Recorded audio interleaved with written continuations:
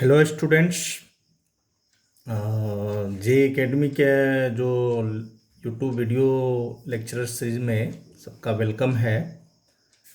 पिछले क्लास में हम लोग इलेक्ट्रिक पोटेंशियल के बारे में डिस्कस किए थे और आज हम सब कैपेसिटर के बारे में डिस्कस करेंगे। कैपेसिटर के बारे में कुछ बताऊंगा।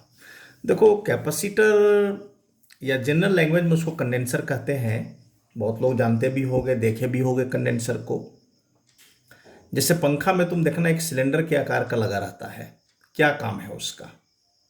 वो सिलेंडर के आकार का छोटा सा इतना बड़ा होता है, उसका क्या काम है?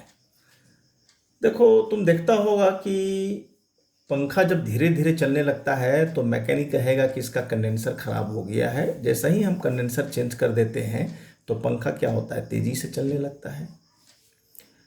वही कंडेंसर के बारे में या कैपेसिटर जिसको हम लोग कहते हैं फिजिक्स के लैंग्वेज में, उस पर हम लोग डिस्कस करेंगे। तो मैंने एक बात बताया कि वो खराब हो जाता है, पुराना हो जाता है तो पंखा धीरे धीरे चलने लगता है। उसको चेंज कर देता है मैकेनिक तो पंखा में स्पीड आ जाता है। इसका मतलब कुछ तो है वैसा उसमें जो पंखा को स्पीड कर देता है।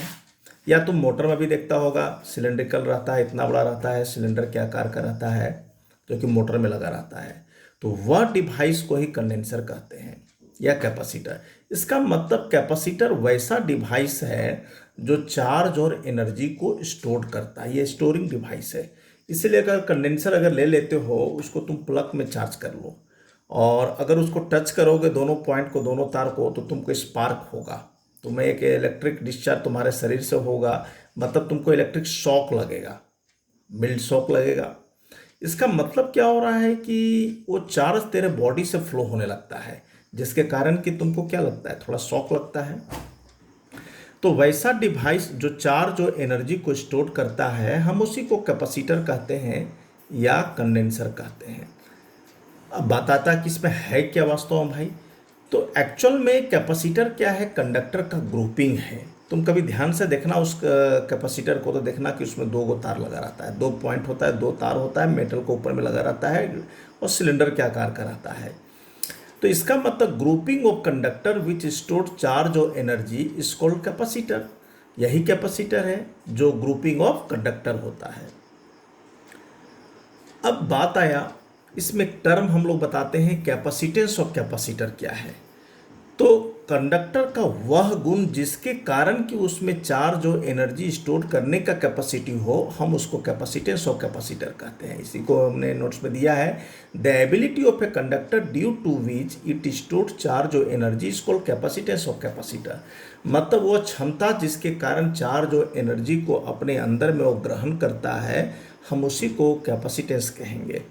माने जैसे उसको कह सकते हो कि चार्ज को होल्ड करने का जो कैपेसिटी है उसको कैपेसिटेंस कहा जाएगा।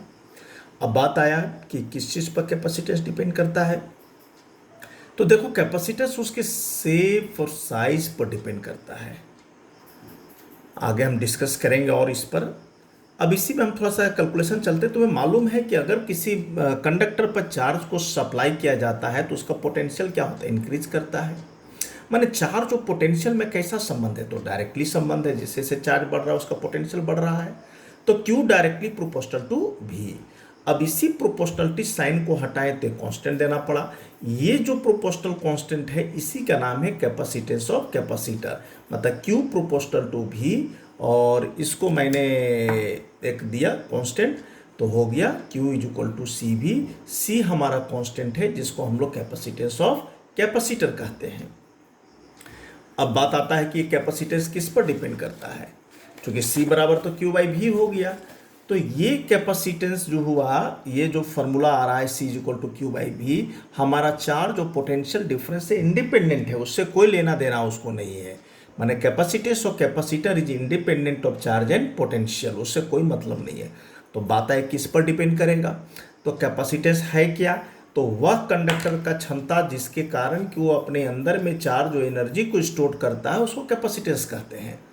तो भाई वो क्षमता किस पर डिपेंड करेगा, तो डिपेंड करेगा शेप और साइज ऑफ कंडक्टर पर डिपेंड करता है। ये क्वेश्चन पूछे जाता है किस पर डिपेंड करता है, तो वो कंडक्टर का कैसा साइज है, उसका कैसा शेप है, और आगे मैं डिस्कस करूँगा कि उसके अंदर में जो मटेरियल फील्ड होता है, डाइलेक्ट्रिक मटेरियल फील्ड होता है, उस पर डिपेंड करता है। और ये इंडिपेंडेंट किससे है? चार्ज और पोटेंशियल से कोई लेना देना नहीं है। अगर इसका यूनिट की बात आती है तो ऐसे तो तुम कहोगे कूलम पर वोल्ट हुआ, लेकिन इसका जो यूनिट दिया गया फैराड, फैराड जो है इसका एसआई यूनिट होता है। क्योंकि फैराड कैपेसिटर का अगर देखा जाए तो मेनली खोज किया था, इसलिए उसके नाम पड़ गया फैराड, कैपिटल एफ दिखाते हैं फैराड को। और इसका डायमेंशन हो गया चार्ज बाई पोटेंशियल, चार्ज के 80 और पोटेंशियल ml2 t-3 a-1। तो ये कैपेसिटेंस का हमारा डायमेंशन हो गया। अब ये ग्राफ अगर देखा जाए चार्ज और पोटेंशियल का, क्वेश्चन पूछ सकता है कि draw graph between charge and potential, तो भाई डायरेक्टली प्रोपोर्शनल है। तो देखो ग्राफ कैसा हो रहा है, स्ट्रेट लाइन हो रहा है। Q और V का ग्राफ जो है सो स्ट्रेट लाइन हो रहा है।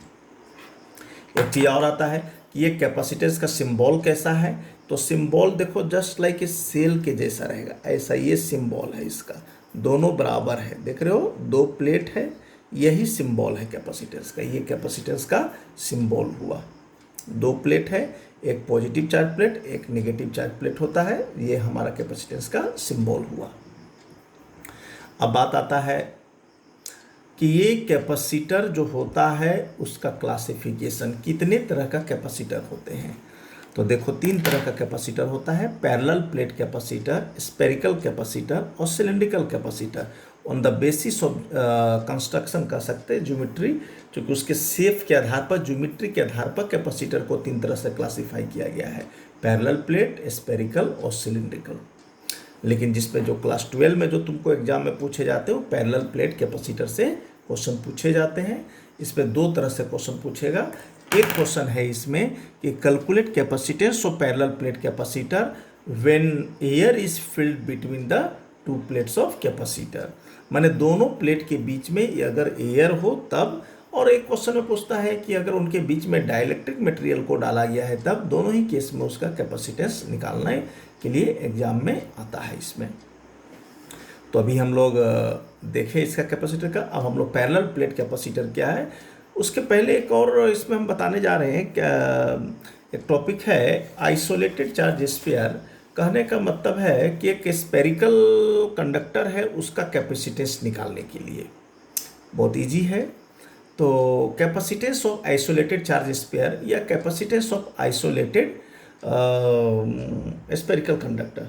अब बात आया कि मैंने तो कैपेसिटर बताया था क्या है, तो ग्रुपिंग ऑफ कंडक्टर, और यहाँ पर मैंने लिख दिया isolated.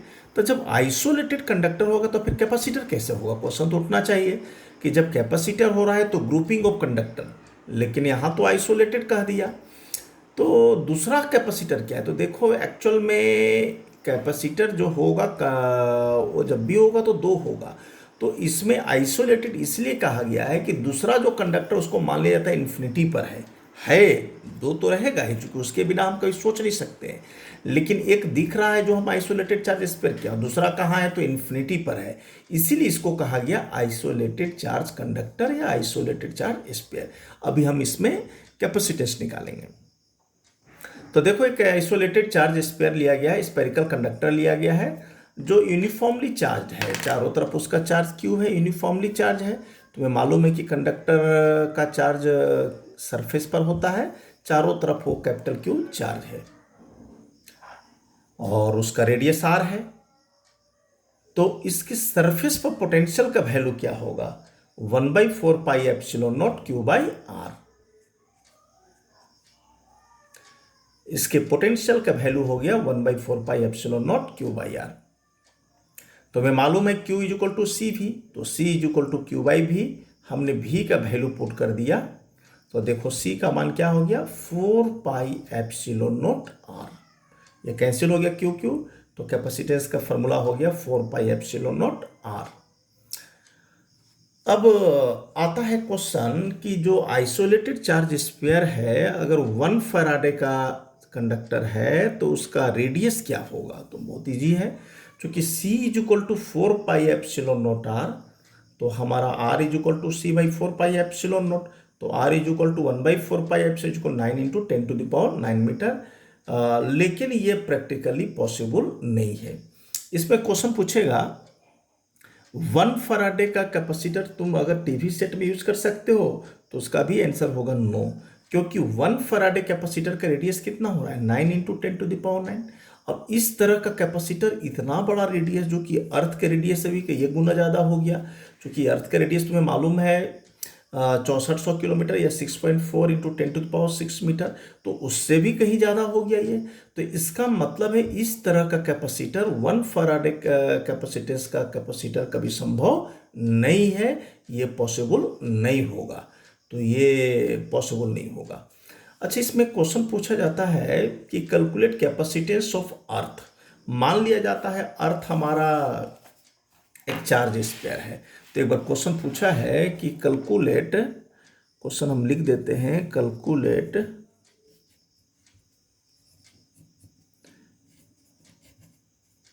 Capacitance of earth, capacitance of earth. इसमें यही रहेगा कि assume that earth is a uniformly charge sphere. अगर हमारा अर्थ क्या है, यूनिफॉर्मली चार्ज स्फीयर है, तो इसका कैपेसिटेंस क्या होगा ये निकालना है। तो अभी मैंने बताया कि अगर यूनिफॉर्मली चार्ज स्फीयर अर्थ है, तो उसका कैपेसिटेंस क्या होगा 4πε0r, क्योंकि अर्थ क्या है स्फेरिकल है, स्फेरिकल कंडक्टर मान लेते हैं, इसका रेडियस r है। रेडियस ऑफ अर्थ तुम्हें मालूम है 6.4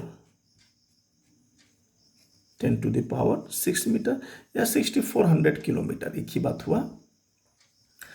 तो कह रहा है कि उसका कैपेसिटेंस क्या होगा, तो देखो आइसोलेटेड चार्ज स्फीयर है, तो C is equal to 4πε0r हम लिख सकते हैं।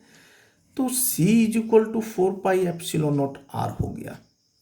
अब 1/4πε0 का वैल्यू कितना होता है, 1/4πε0 तुम्हें मालूम है 9 इंटू 10⁹। तो यहाँ 4πε0 का वैल्यू क्या हो 1/9 इंटू 10⁹, तो इसको लिख सकते हैं ना हम लोग 9 into 10⁹। Radius of earth put कर दो 6.4 इंटू 10⁶ डिवाइडेड बाई 9 इंटू 10⁹। तो 6.4/9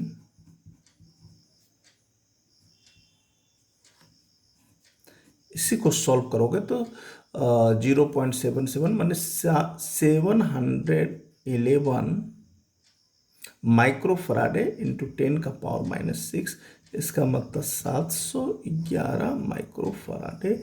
ये कैपेसिटेंस ऑफ अर्थ है, ये डाटा याद रखना कि अर्थ का जो कंडक्टर है तो उसका कैपेसिटेंस का वैल्यू कितना हो गया 711 माइक्रोफैराडे, क्योंकि इसको सॉल्व किया हम, इसको ले जाएंगे तो 10⁻⁻6 हो गया। तो इस तरह से हम इसको सॉल्व किए, अर्थ का कैपेसिटेंस हो गया 700 माइक्रोफैराडे हमारा। और फिर इसी में आता है, इसको देख लेना। तो ये कैपेसिटेंस ऑफ अर्थ हुआ। नेक्स्ट हमने अभी बताया कि कैपेसिटर कितने तरह के होते हैं, तो 3 टाइप्स ऑफ कैपेसिटर मैंने बताया, parallel plate capacitor, spherical capacitor and cylindrical capacitor. तो एक एक करके हम लोग देखेंगे। तो सबसे पहले हम लोग पैरेलल प्लेट कैपेसिटर देखते हैं। देखो पैरेलल प्लेट कैपेसिटर नाम से ही उसका पता चल रहा है कि इसमें क्या होगा, तो 2 प्लेट होंगे, कंडक्टिंग प्लेट होंगे भाई, पैरेलल होंगे, तो इसलिए तो नाम पड़ गया पैरेलल प्लेट कैपेसिटर। इसे लिखा कि parallel plate capacitor consist of 2 metallic plates of any shape but of equal size and placed at small distance या सेपरेशन। मतलब कोई भी शेप, इसका मतलब जो हम लोग प्रैक्टिकली जनरली जो जितने भी कैपेसिटर यूज करते हो पैरेलल प्लेट ही होता है, कि वो ऐसा शेप नहीं हो, कोई भी शेप हो।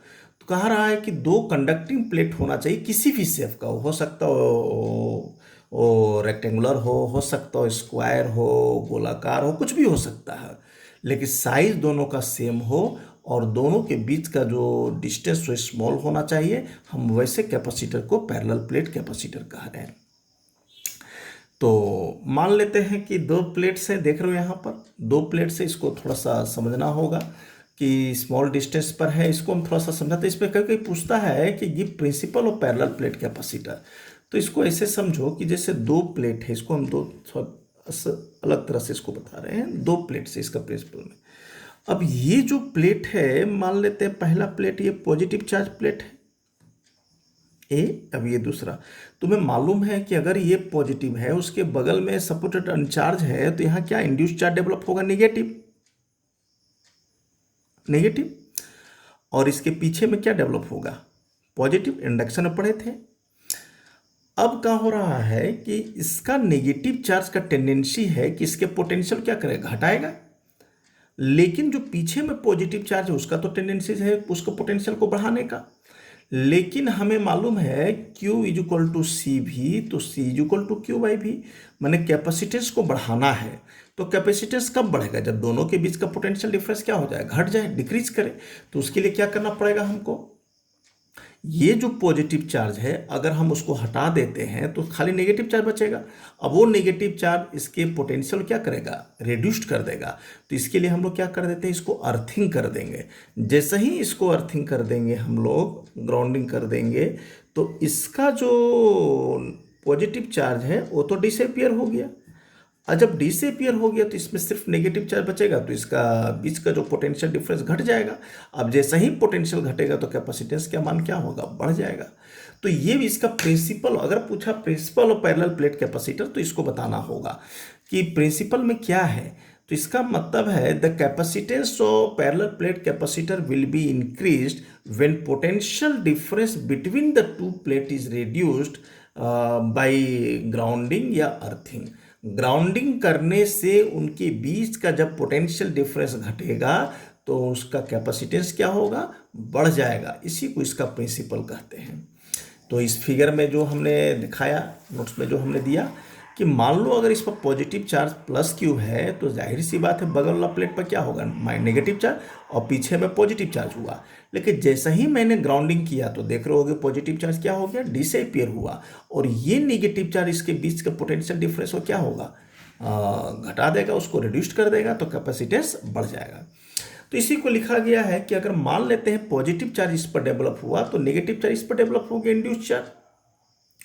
अब देखो यहाँ पॉजिटिव यहाँ नेगेटिव, और दोनों के बीच में मीडियम क्या है, कुछ मीडियम नहीं है, तो एयर मीडियम मान लेते हैं कि उन दोनों के बीच में एयर मीडियम है। तो दोनों चूंकि एक पॉजिटिव ये नेगेटिव प्लेट है, तो भाई पोटेंशियल डिफरेंस तो डेवलप होगा दोनों के बीच में, क्योंकि इलेक्ट्रिक फील्ड तो क्रिएट कर रहा है, इलेक्ट्रिक फील्ड तो जा रहा है, इलेक्ट्रिक फील्ड लाइन देखो जा रहा है दोनों के बीच में।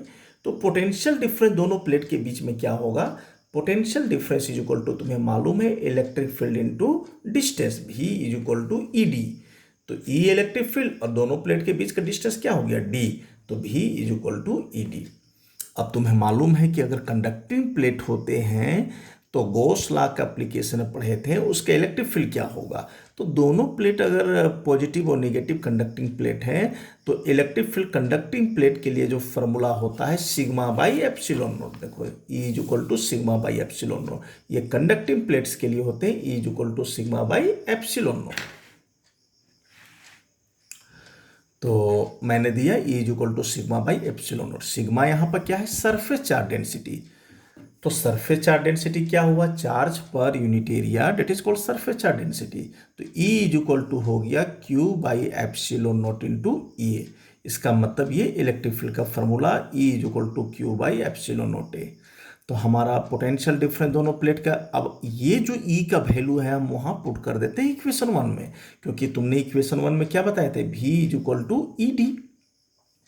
तो ई का वैल्यू हो गया Q divided by epsilon naught A into D. अब हम लिख सकते हैं, चूंकि कैपेसिटर से हमें मालूम है Q is equal to C V, तो सी इज इक्वल टू क्या हो जाएगा, क्यू बाई भी। हमने भी का वैल्यू पुट कर दिया, तो क्यू डिवाइडेड बाई भी का है Q D divided by epsilon naught A, cancel हो गया, क्यों क्यों, तो C is equal to epsilon naught A by D. यही इक्वेशन बता रहा है capacitance of parallel plate capacitor when air और vacuum is present between the two plate. Air को प्रेजेंट है और कुछ नहीं है, तो इसका मतलब दोनों के बीच, प्लेट के बीच में क्या है, वैक्यूम है, दोनों प्लेट के बीच में वैक्यूम था। तो कैपेसिटेंस का फॉर्मूला क्या हो गया, epsilon naught A by D. अब आता है कि अगर मान लो दोनों प्लेट के बीच में अगर हम डाइलेक्ट्रिक सबस्टांस को डाल देंगे, डाइलेक्ट्रिक मटेरियल, मैंने पहले भी डिस्कस किया था कि डाइलेक्ट्रिक क्या है, ऐसे मैं नोट्स में भी दिया है, डाइलेक्ट्रिक के बारे में काफ़ी विस्तार पूर्वक नोट्स में हमने दे दिया है, तुमको पढ़ लेना, उसको थ्योरेटिकल है। तो डाइलेक्ट्रिक को मैंने कहा था इंसुलेटिंग मटेरियल, वह इंसुलेटिंग मटेरियल जो अपना इलेक्ट्रिकल बिहेवियर चेंज करता हो इलेक्ट्रिक फील्ड में, तो हम उसको डाइलेक्ट्रिक मटेरियल कहते हैं। तो इसका मतलब है कि अगर डाइलेक्ट्रिक को डाल देंगे तो कैपेसिटेंस पर क्या प्रभाव पड़ेगा, तो देखो अगर डाइलेक्ट्रिक को डालोगे तो कैपेसिटेंस बढ़ जाएगा। तो फॉर्मूला क्या हो गया, अगर dielectric medium is place between the two plate then C is equal to K epsilon naught A by D. तो K हमारा क्या है, डाइलेक्ट्रिक कांस्टेंट। अब बात, एक क्वेश्चन इसमें आता है कि in what factor capacitance of parallel plate capacitor depends, या how can you increase the capacitance of parallel plate capacitor. काफी इंपॉर्टेंट क्वेश्चन है ये, 2 मार्क्स क्वेश्चन में आया हुआ है, एग्जामिनेशन में जैक CBSE दोनों में पूछा है। तो देखो ये फॉर्मूला तुम्हें याद रखना होगा कि किसी भी पैरेलल प्लेट कैपेसिटर का कैपेसिटेंस को हम बढ़ा सकते हैं अगर उनके दोनों प्लेट के बीच के डिस्टेंस को क्या कर देंगे, घटा देंगे। अगर डी का वैल्यू घटा देते हैं क्योंकि सी से इन्वर्सली प्रोपोर्शनल है, तो डी का वैल्यू अगर घटेगा तो सी का वैल्यू क्या होगा, बढ़ जाएगा। फिर अगर दोनों प्लेट के एरिया को इंक्रीज कर देते हैं, देखो ऊपर में ए है, सी से डायरेक्टली है, तो अगर एरिया बढ़ जाएगा तो सी का वैल्यू क्या होगा, बढ़ जाएगा। फिर आता है कि अगर उनके बीच में डाइलेक्ट्रिक मटेरियल को फिल कर देंगे, इसका मतलब सी के पर डिपेंड किया, तो 3 मेथड से हमने चेंज किया, उसको बढ़ाया। पहले दोनों प्लेट के बीच के डिस्टेंस को घटाएंगे, एरिया को बढ़ा देंगे, and by filling dielectric material between the two plates. अगर डाइलेक्ट्रिक मटेरियल को उसमें फिल कर देंगे तो कैपेसिटेंस क्या होगा, इंक्रीज कर जाएगा। इस तरह से पैरेलल प्लेट कैपेसिटर का कैपेसिटेंस को हम इंक्रीज कर सकते हैं। तो ये पैरेलल प्लेट कैपेसिटर का था, जब दोनों प्लेट के बीच में एयर फिल्ड हो या उनके बीच में एयर हो, तो इस तरह से हम उसका कैपेसिटेंस को कैलकुलेट करते हैं। ये तुम्हारा एग्जामिनेशन पॉइंट ऑफ व्यू से इम्पोर्टेंस है। नेक्स्ट इसमें हम लोग डिस्कस करेंगे कि अगर मान लो वैसा डाइलेक्ट्रिक मटेरियल को दोनों प्लेट के बीच में डालते हैं जिसका थिकनेस हो, उसको कहा जाता है कंपाउंड डाइलेक्ट्रिक स्लैब। तो अगर 2 प्लेट के बीच में कंपाउंड डाइलेक्ट्रिक स्लैब को डाल देंगे तो कैपेसिटेंस पर क्या प्रभाव पड़ेगा, हम लोग उसको नेक्स्ट डिस्कस करेंगे। नेक्स्ट क्लास में, नेक्स्ट वीडियो में हम लोग वही डिस्कस करेंगे। आज के लिए इतना ही, थैंक यू।